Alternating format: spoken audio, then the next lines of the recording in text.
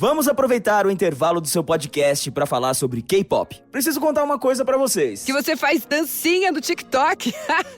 Ah, isso não vai me surpreender. Mas o menu exclusivo do Mac com personagens do BT21 vai. Tem o novo Mac Crispy Chicken Cajun, molho Sweet Chili e Cajun e os personagens BT21 para você levar para casa. Opa, depois do programa eu vou lá no app pedir, porque eu vi que os combos estão com frete grátis, né? Clica aí no banner e pede agora mesmo. É por tempo limitado. Vai!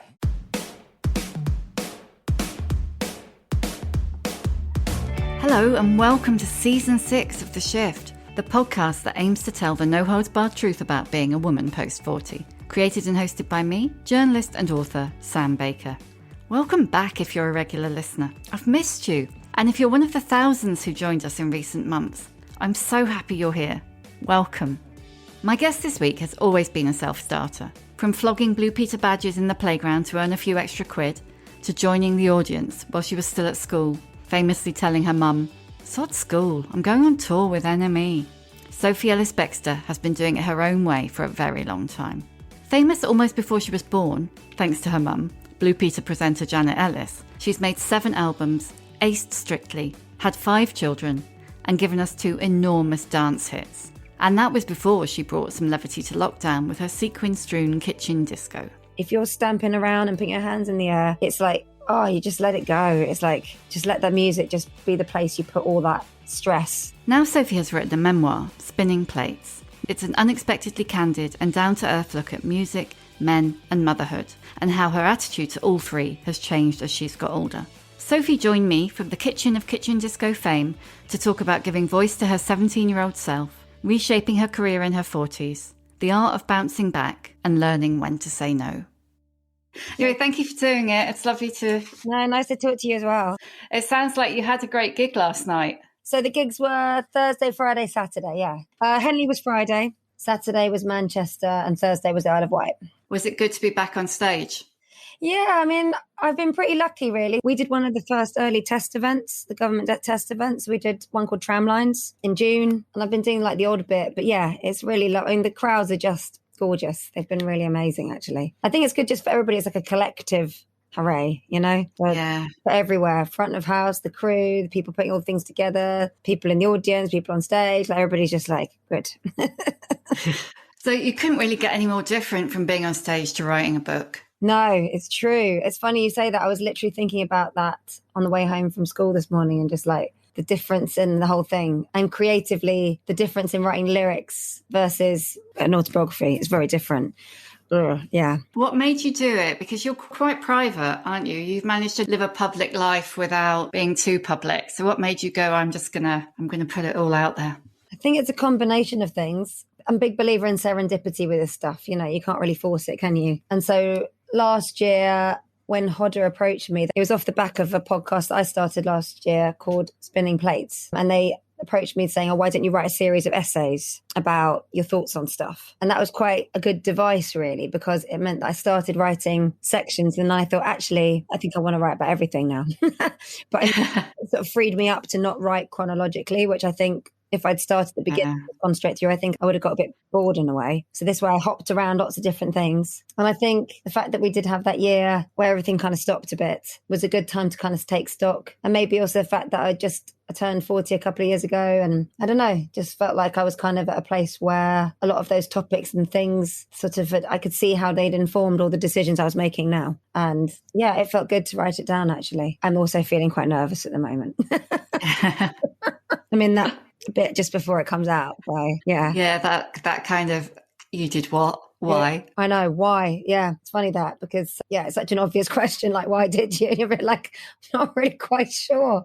I just really wanted to. I really enjoyed it, though. I loved it a lot more than I thought I would. I think it's a really good way of doing it, just to sit down and write and just go where it goes. But did you expect to be as candid as you've ended up being? Yeah, I don't really know if there's another version of how you do it, really. I think no. You either write it all and write it honestly or don't really bother. I don't think there is much of a halfway house. Well, for me anyway. No, I agree. And it's kind of interesting what it is you want to write first. I learned quite a lot about myself, actually, in terms of where I wanted to head. And I ended up writing about possibly the sort of hardest bits straight away, just because I think there's something really validating about putting those things down and getting a voice back into situations where you maybe didn't feel that you had one very much at the time. When I read it, I thought that was really interesting because you wrote the hardest chapter first. And when I wrote my memoir, I wrote the hardest chapter last, which probably does sum me up a bit. It's like, put it off, put it off, put it off. But that chapter, incredibly tough to write and tough to read. But I love the way that you said that, you weren't heard when you were 17 and that you think you'll be heard now, and that what you were doing was going back into that room and that time and empowering your 17-year-old self. I absolutely loved that.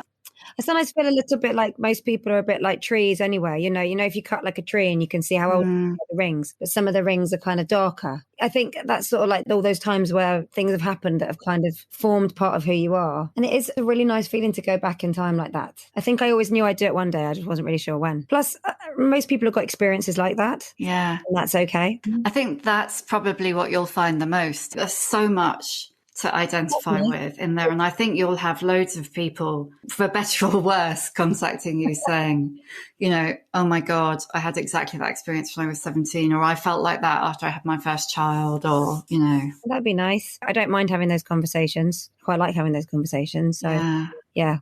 Ask me again in a year. Yeah. You're probably like 2 or 3 weeks publicity and then need to lie down for a bit. I'm a happy person and I do feel quite resolved. So hopefully it will come across that, these things can happen. They don't define you, just another step really. And it's quite a nice feeling, really. I don't really want to name and shame anyone. I just wanted to be able to stand up and be like, actually, I've come so far from those things, actually. It's a happy ending.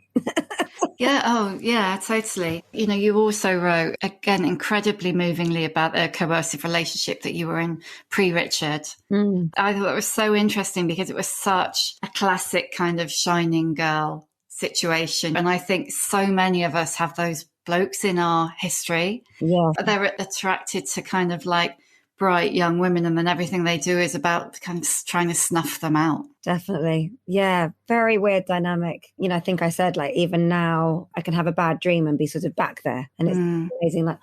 No, that's not my life anymore. It's not my life. But yeah, I think I've met people where they're in those situations. I don't think you necessarily can get out of it until you're ready, though. I don't know how I would have listened if anyone had said, not sure this is a great idea. I think I just thought that's what love was, really. Yeah, I totally agree, and wrote about something similar. I mean, the way you put it, I described it as boxes and trying to live in a box and not touch the sides of the box. And you've described it as a room that's getting smaller and smaller around you. Really similar. How long did it take you to unfurl, if you like? I feel like aspects of who I am have been unfurling right up until probably the last 18 months, to be honest with you. I think probably that's possibly why at the beginning, when you said I'm private, I mean, obviously there are still parts of me I don't think people need to know about, but in terms of the distinction between my day job and me when I'm not doing my day job, the gap is hardly there now. Whereas when I was younger, I had a lot more, invisible cloaks I'd put on to kind of feel ready to do interviews or be on stage or be whatever that part's supposed to be. And now I just don't worry about that stuff anymore. And I think that's probably right up until my 40s, which I don't know. I don't know how common that is, but that's been what I've experienced, I think. I think it's quite common. When I interviewed Anita Rani, she was saying very much the same thing, that turning 40 was a really big watershed. And in fact, Annie Mac said the same kind of thing. You just go, all right, this is me and this is what I want and this is who I am. And now it's going to be about moving that forward. I don't know whether you feel this, but up until into your 40s, probably, there's a sense of, that success looks like this and ambition looks like that. Yeah. And if you don't see it that way, then you're just not successful or you're not ambitious. How did you get the confidence to say, okay, this is what it looks like for me? I think a lot of it relies on a slightly rebellious streak, actually. Yeah. And having good advice. I mean, I think I learned early on, probably helped by people like my mum and dad giving me advice, but the power of actually saying no to things as well as yes. Because I think certainly in my experience in the music industry, saying yes was always seen as the answer for success. Yes to everything. Yes to the busy diary. Yes to every bit of promotion. Yes to every opportunity that came your way. And actually learning what to turn down was really good for me. And I liked that. And people get really freaked out by it. I just wasn't really that scared of it. I thought it's okay, And I think you have to also be able to be good at not looking left and right at what other people are up to, because actually, unless you take on someone else's life completely like hook, line and sinker, you can't really just cherry pick the bits of their success that you think should have happened to you, because life doesn't work like that. So I think those kind of things are quite liberating. And probably as well, just looking around at the people I really like and the people whose careers I like, and noticing that they don't have to be doing stuff all the time. Sometimes they can just go away and be getting on with something and then just present it when it's ready. You get very, very encouraged to think that everything has to be happening very, very fast, and that's quiet patches are very bad for business. But actually, I think they're really useful when they happen by default or by choice. Sometimes it's quite good to just actually think, right, I'll just really take my time here then. I'm going to make an album over a longer period of time, or write more songs, or just not write for a bit, or whatever it is that you might need, whatever tonic you might need. Not everything needs to be out like next week. It's fine. Everybody else is just getting on with their day, aren't they? Exactly, yeah. I think that's one of the things that's hard to learn, that people aren't looking at you because they're too busy worrying about them. Absolutely, yeah. Everybody's getting on with their own lives. I think I have a fairly good sense of where I am in the pecking order, like relatively, and it's okay. And it's like when you're out and about and people who get very like funny about being recognized, and they'll wear like shades and dark glasses, and I'm like, I could go out now and see like someone wildly famous as I'm on my way to get the kids, and I'll probably remember to tell Richard at supper, but I might not, and that's how things work. That's it. Yeah. Yeah, you're not a big deal in other people's lives like that. That's fine. That's good. I like that. Have you always been able to kind of like switch off that comparison thing, which does us all so much damage? Or is that something you've learned? I mean, when I was younger, I always felt quite different to the girls that were sort of high flying girls. I don't think I probably just didn't really have that option. Really. It's like, just did my own thing really. And I think I was always able to find good mates and be having fun that way. And I don't have like that FOMO thing, which I think probably helps as well. So I'm sort of quite happy with my lot really. I don't mean to say everything's always going the way I want it to. That's not true. You know what? It's probably a big deal was probably when my first band got dropped, because after that I was like, well, I can continue to blame other people when things go wrong.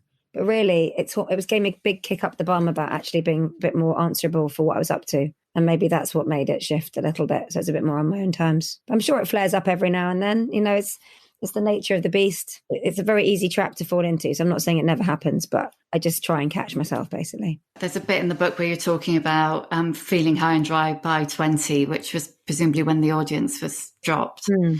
But they're like you're dropped at 20, dropped at 34, pandemic at 40, and feeling totally useless each time. But you do seem to have an amazing resilience that you don't seem to plummet off into a cavern each time something like that happens.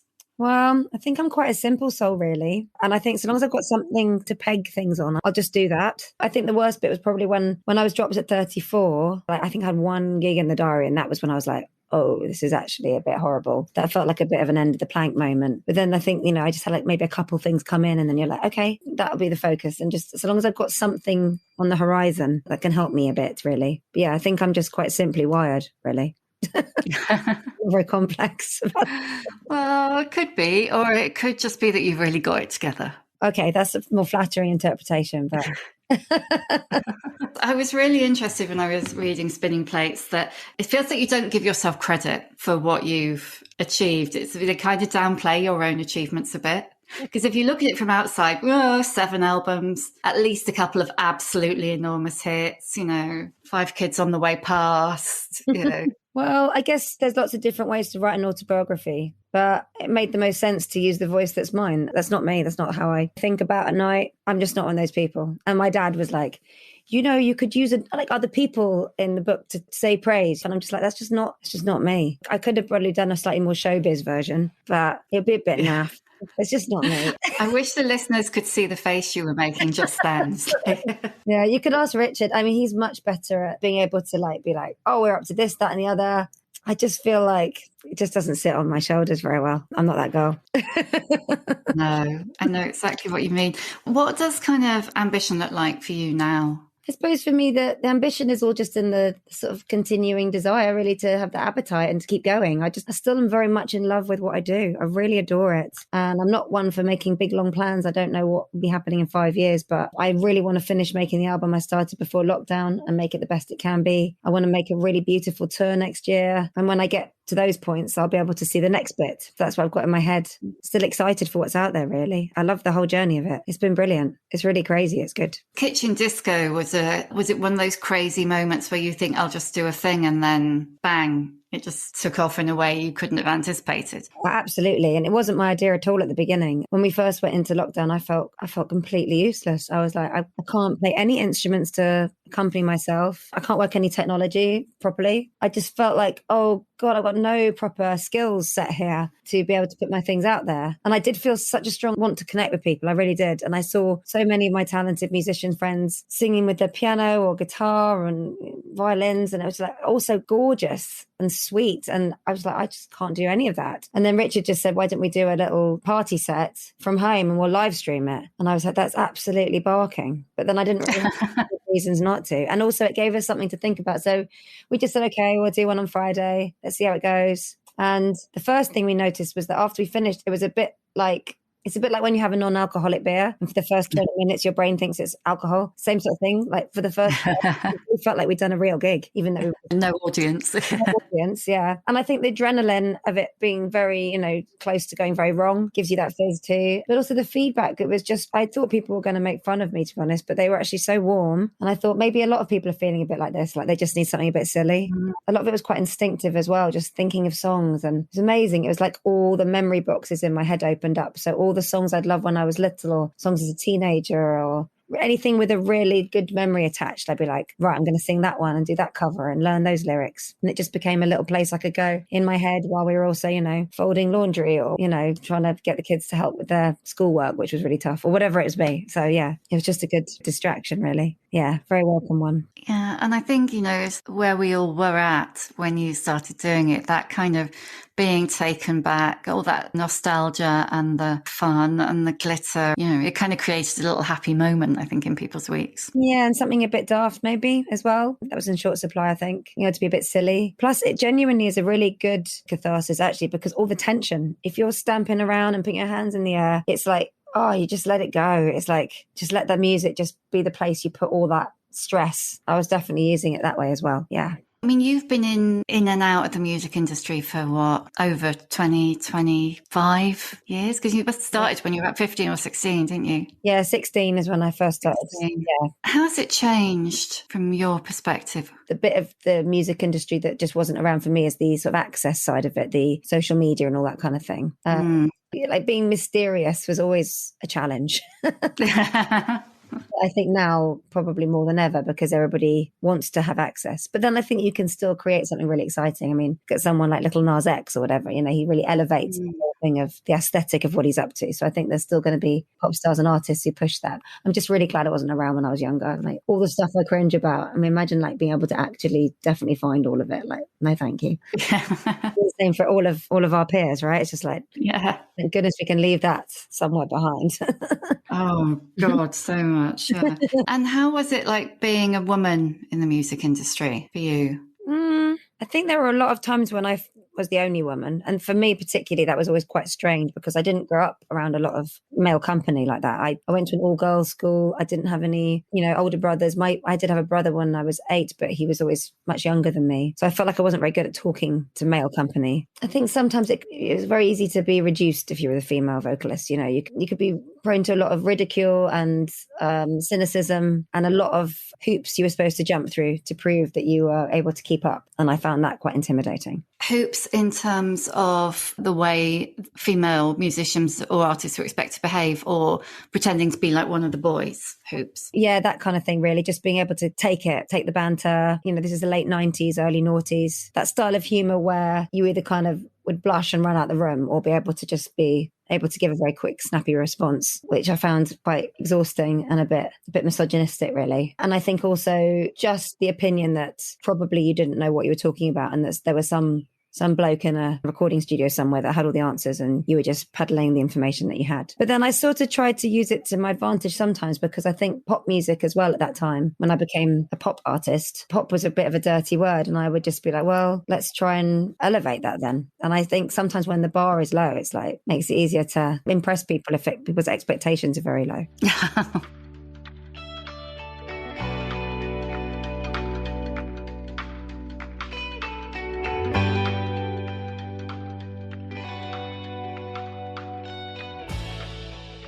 When you kind of moved from frontwoman to solo artist and started writing your own stuff, did that give you any more power? Well, yes, but mainly from the fact that I'd had it all go away. I think that meant that I felt a layer of worry about it all going belly up was removed. So I think I felt like I just grabbed that opportunity a lot more enthusiastically and than I probably would have done if everything had always been plain sailing, actually. I never took it for granted. And yeah, I was like, wow, this is an amazing... I never thought I would be a solo artist. I thought I was going to continue in bands. I was a solo artist by default, you know, because I wasn't in a band anymore. But I think I just thought, okay, well, let's just go for it and work with some amazing people. And who's out there? Who would I always love to work with? And I think that's why I credit, you know, some of the women I spoke about in my book, like Sophie Muller, the video director, and Louise and Lisa, who did my hair and makeup, because they became like these more experienced, wise voices, showing me how much fun we could have and what we could do to get so much enjoyment out of where we found ourselves. I think it's really healthy to surround yourself, not just with talented people, but with people who are still so excited about the possibilities. If you're working with people who are a bit jaded and a bit cynical,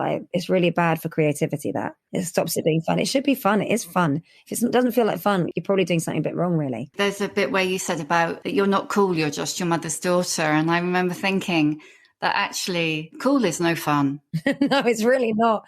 Too much hard work. It's so bloody hard. I don't even know if it's a conversation it's had now, but I feel like the word credibility was in every other sentence when we started. Yeah, I think it still is. Yeah. Is it? Yeah. Why? It's so, what are people trying to prove? Like, do you like the music or not? Like, just be okay with that. Like, you know, this whole thing, you had to sort of prove that you were of the appropriate heritage. And actually at the time, I probably thought it was very important. But now looking back, I'm like, it's so silly. It looks so young. It looks so young. Yeah. Why do you think it was assumed that you kind of, in that case, weren't credible? Was it because you're a girl? Was it because your mum presented Blue Peter? Or was it just like totally ingrained misogyny in the way the industry worked? I don't know. I think some of it was probably because my mum, having been part of something that was very familiar to people, placed it in a very familiar camp. So they could be a bit over familiar probably with that. But also I think the fact that I had a double-barreled surname and had been to a public girls' school probably made a lot of people join a lot of dots. And it still happens now. Like, I understand it. When they summed me up, it didn't sound very much like me as I thought of myself. In a way, it's quite good because you're sort of once removed. But at the same time, yeah, I felt like there was a version of me that people thought was me. And I really just was like, I'm actually not that girl at all. But then I could sort of try and step into that character when I was being interviewed to try it on. Yeah, I was probably a lot more goofy than that behind the scenes. But I think the sort of austere, scary, aloof, bit stuck up version of me, she was the front woman of the audience, really. Yeah, that's the audience persona, wasn't it? That kind of aloof and porcelain. And it's true, but in a way it kind of protected me, because then also when I was doing my own solo stuff, I didn't really give loads of myself away. I would be quite minimal. I didn't even really start dancing for a while, you know, and I was really still. But I think I thought, well, if my career is only going to last till, let's say I'm 25, then at least there's a lot of myself I've kept back, because that fear of putting all of yourself out there and then people saying, oh, actually, no, we don't really want that. I don't know where I would have gone from that. I think that would have been much more harmful for me. So in a way, you're kind of playing a part. Yeah. So you could dissociate yourself a little bit. And probably in a lot of ways, that's the dynamic for a lot of relationships. Not everything happens straight away. It meant that I still felt like there were things I could share when I wanted to when I was older, which I really enjoyed, which has led all the way up to people being literally in my house.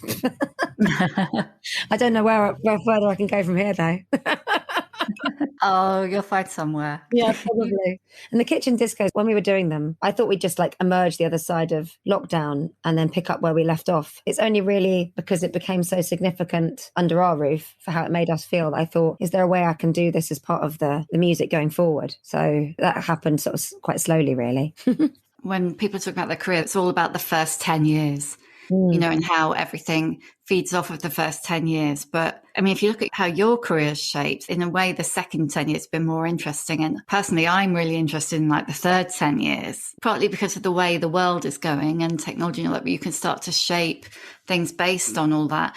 There's still a kind of a slight sense that you're slightly at a disadvantage being a woman, and then you're at more of a disadvantage being a woman who is not 25. How do you feel about your place in that as a woman who's in her early 40s and actually pretty self-contained now? Well, I think the most significant thing, and this probably is the case no matter what gender you are, is that once you're outside of that first flush of your career, the drive kind of just comes from you, really. Because if I stopped making albums or anything new creatively, no one's going to be there knocking at my door saying, where's the next stuff? Whereas when you're part of the major label and it's all the first flush, there's actively wheels in motion that necessitate that you keep that thing going. So once you're the other side of that, it's down to you, and you sort of have to become your own cheerleader, really. But for my part, when I got to 34 and I did Wanderlust, and I did it on my own label and I self-funded the record, I just felt great. I was like, what an amazing thing to be able to do. I found it really rejuvenating. It was like really exciting, and I loved the fact that I could work with all these amazing people who I'd built a relationship with over the years, and we could just then go a little bit off the map and just make something and then only present it when it's done. For me, it was really, really exciting. I think that's probably the only way I've ever known how to do it, really, is just by sort of trying to be collaborative with people and get excited about stuff. I mean, I hope that the day doesn't come when I don't feel like that. That'd be sad. There's so many people that I've spoken to have said that they felt, it's probably around about this age, I mean, I'm like ages older than you,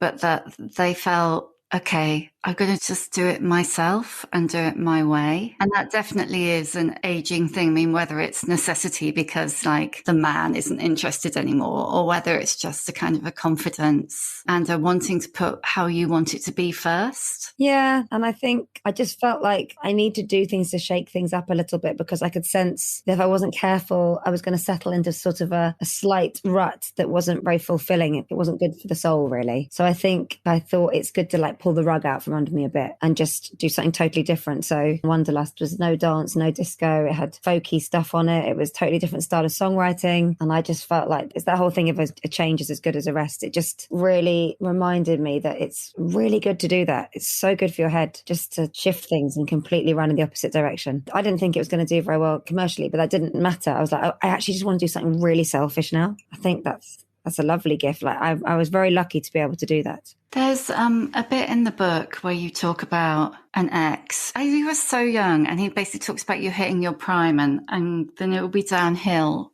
from there, which is obviously controlling and abusive and just downright horrible. But like you say, when someone who has your heart tells you your value has a shelf life, how did you kind of get over that sense of your value being finite that he instilled?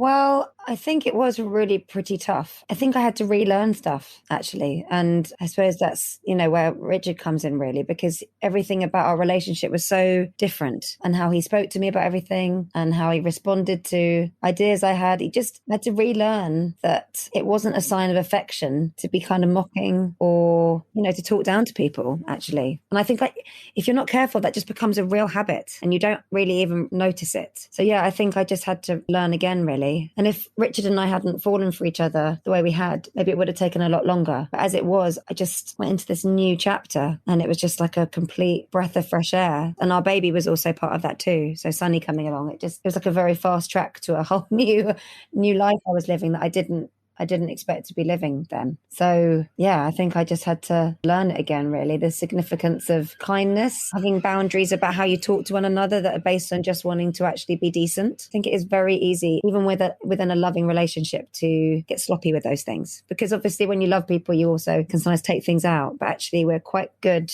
at keeping an eye on that stuff. I think maybe that's the thing that a bad relationship can bring to a good one, actually, is actually thinking that won't happen again. You hear that voice and just think, nah. Yeah. And I think also understanding, once I didn't have any feelings for him anymore, you really see things in a different way. That stuff only has power while they have your heart. And then as soon as they don't, you're like, oh my God, you're actually absurd. What an absurd small person you are. So I think probably a lot of people have experienced things along those lines. And when the love is gone from things, people can behave badly, but his behavior was bad like the whole way through. So yeah, I don't think he could have ever really loved me, really. I don't think that's how you can love someone. It goes against how that feels. You just want the best for people you really care about, don't you? You think.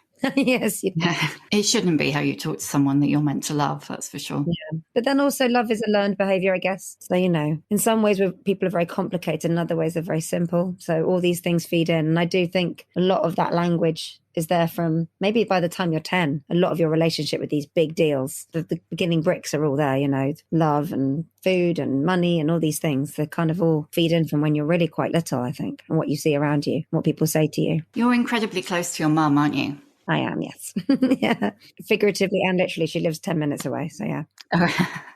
How do you think that relationship has shaped how you've grown up, grown and kind of grown older? I think it'd be very hard to disentangle the me without the mum part of, my life, really, because she's been there for sort of everything, very good counsel and advice and all of that side of things, but also a really good example of how to live a life, I think, because she's someone that's, emotional and communicative, but also pragmatic and resolved. And I think I've just taken a lot from her, really. I think we all have, my brother and sister too. And also, I think she never wanted to be my best friend. She was always very clear, like, wait, I'm your mum. And I think that means that, there's been the bits along the way where she's had to, also kind of rein me in probably, or tell us when we're not behaving the way we should. I think all that's pretty good too. Yeah. I agree with what she says. Objectively agree with her view. So I think she talks a lot of sense. And that helps too. Yeah. Having seen her go through her 40s and 50s and now 60s, how has that affected your approach to getting older? Well, she's done some really cool stuff, like signing her book deal when she was 60 and only started with fiction, which I think is wonderful. And actually, a lot of things that she got on with when I was really small, I'm sort of even more impressed with now, really, like the sky jumping that she did when she was with Blue Peter, which I know, crazy. Honestly, it's completely crazy. Like, you wouldn't pick her out in a lineup as the woman who done that. And even, the fact that she used to do Blue Peter without an auto cue, she had to learn the script off by heart from what she was given the day before and then just do it live to have a many million people. Yeah, I think that she's just, as I said before, been a good example, but also has actually done some amazing things, and her values in the right place with the family and with her friends, and always makes time for herself. So when I got married, she said, make sure you're selfish for your marriage. And I think actually she's been good at reminding me to take things for myself, because otherwise it's very easy to lose yourself in all the roles that you play, Work too, actually. It's very easy to hide behind your work and get lost in all the other roles that you have in your life. But she's good at reminding me when I need to actually just do something for myself. 5 kids between 2 and 17 is not nothing. No, it's not nothing. It is busy. I mean, one thing I kept saying over and over and over during lockdown is I just wish I had a room that was mine. It did make me realize that I haven't really got a place in the house that's just for me. But I think I've tried to get better at that. I've tried to recalibrate, and maybe some of these new pursuits have been part of that too. In fact, probably the book is quite a big example of that, because it gave me permission to just say, I'm going to be upstairs writing. And it's amazing. Just loved being able to just talk to that page every day. I felt really sad when I finished. I really had enjoyed that relationship with the project. Yeah, it felt like a really big privilege, actually, to have that. I love your description of it as a historical document for yourself. Yeah, I do feel like that, really. And I don't know when you write, but I didn't even read a lot of it back until I came to do the audio book, which is... Oh, my God. Yeah, mixed emotions about that. I'm not sure I recommend it. But a lot of it, when you write, it's like writing diary or something. You don't necessarily go, I'm just going to reread this. And you just sort of get it out. And you only know if you've done what you meant to do by how you feel when you close the laptop or whatever. Yeah. How was reading the audiobook? Because that's, in a way, that can be tough. Some of the bits. Yeah, it wasn't as bad as I thought it was going to be, actually, because I had a very sweet chap on the other side of the glass, and that helped. He didn't seem squeamish, so that's good. And maybe through doing the podcast, I've kind of got a bit more used to just talking rather than singing, as I would usually do. Probably the right thing at the right time. There's just definitely bits where I thought, I'd forgotten I put that in, or oh, I'm surprised I didn't put that. Or I'm not someone that's particularly over analytical, because I feel like nobody else is going to read it in that way. So I did what I meant to do, and then if I wrote it tomorrow, I'd write it differently anyway, because that's how it is with songwriting as well. You don't kind of revisit the same idea in the same way, like, ever. It's always quite unique to that moment in time, I think. I love that approach, that kind of bank it and move on. Yeah, it's just not that important to anyone else. That if it's the most important to me, and if I'm okay with it, then just okay, I can live with that. The only bit I did think, I suppose, is just like at the end, I did put like a caveat in the acknowledgements, and kind of like, if I've said anything that's offended anyone, I'm sorry. I just wrote things as I remembered it, because obviously everybody's got their own version of events, and some people might read it and be like, that is literally not how I remember it at all. So yeah, I felt like I needed to say that just in case. But you didn't worry about that when you were writing it? No, I didn't actually. I didn't. No, and I think again, I had lots of people give me advice, and yeah, it's a bit like parenting. I'm going to get some of it wrong, so just like just acknowledge that it's not going to be perfect, and then do what you do.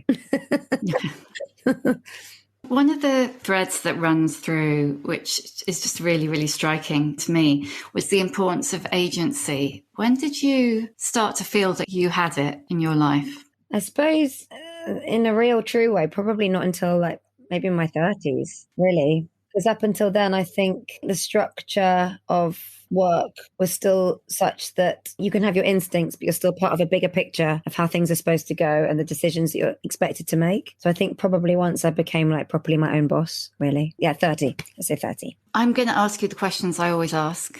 Go for it. Now, what's your emotional age? Oh, golly. Probably pretty young. Let's say the emotional age of a very mature 11-year-old. Why 11? Really, that's probably partly an age where I feel like a bit me quite crystallized. And I think, I've got like added wisdom. I don't fly off the handle. I'm not quite as impulsive. But I think probably my innate emotional response to things is probably pretty similar to me then. Right and wrong, what hurts and what doesn't. You are the most incredibly evolved 11-year-old. I don't know. I don't think I am that evolved, really. I always say to my kids, you can't help the feelings. It's the behavior you can change. My behavior has probably got more grown up. Give us a book recommendation, either a book that's been really significant to you or just something that you've read recently that you've just really enjoyed. I've read so many lovely books and my brain is just going, actually, why don't you read my mum's book, The Butcher's Hook? It's actually really good. It's the first book that she wrote, and it's all about a murderous young girl in 1700s London. It's actually really quite dark. So it's quite a good romp, and especially if you like it when people get killed and you're not expecting it.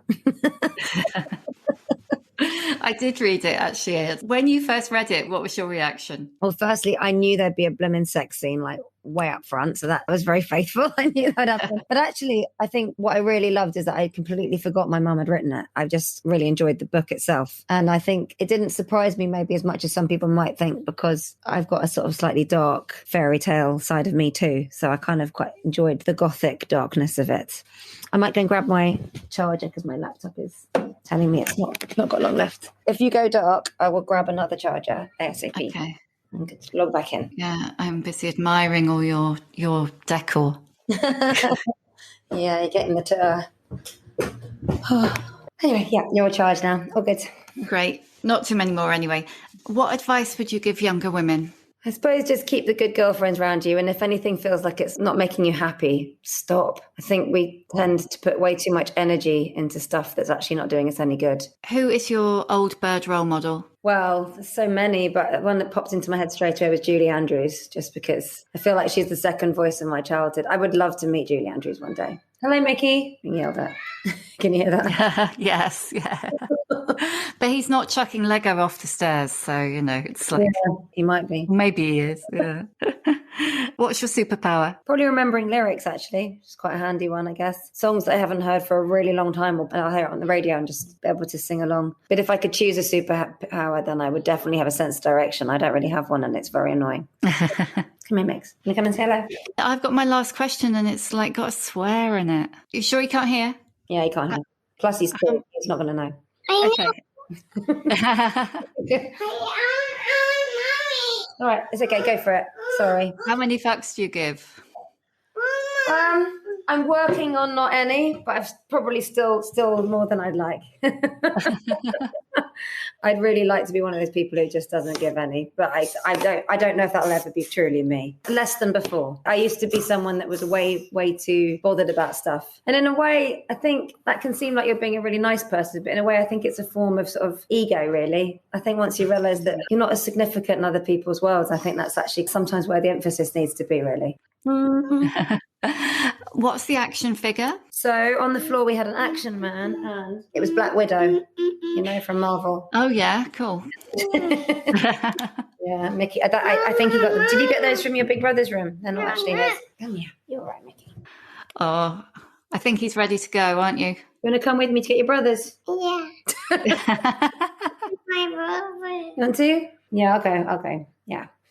It was lovely speaking to you. Good luck. Thank you. Thank you very much. Don't stress about it. You're literally I think maybe the second person I've spoken to about any of the book stuff. So it's all easing my way in. So thank you. Yeah, I'll just treat me as practice. It's fine.